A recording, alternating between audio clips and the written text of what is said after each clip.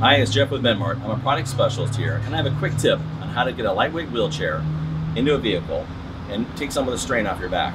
And we call it a lightweight wheelchair because that's kind of the category it falls into. This is a Drive Cruiser 3. It's about 34 pounds, and that's typical for a lightweight chair.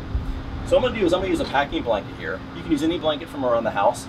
I like packing blankets because they fold easily. I can throw them away if I need to. Harbor Freight's a great place to pick up an inexpensive one, kind of like a little half size, but it's nice because it protects your bumper and it protects the back of your car, makes it easier to load in, and sometimes you pull it out of the trunk.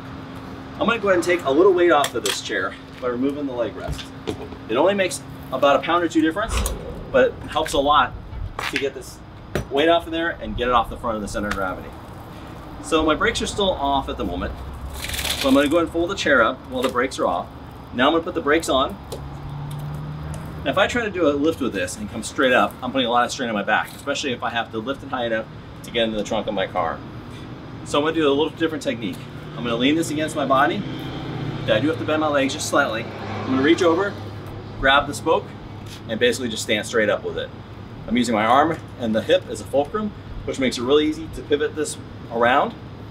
So I'm going to basically lift up, turn, and walk and go into my trunk of my car, or in this case, the back of my SUV.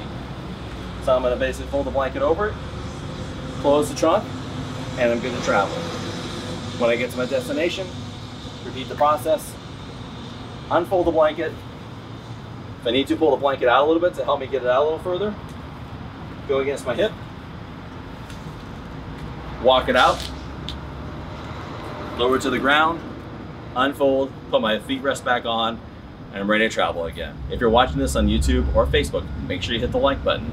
That way you can get future videos as we post them on tips and tricks on how to maintain your independence and help with mobility items.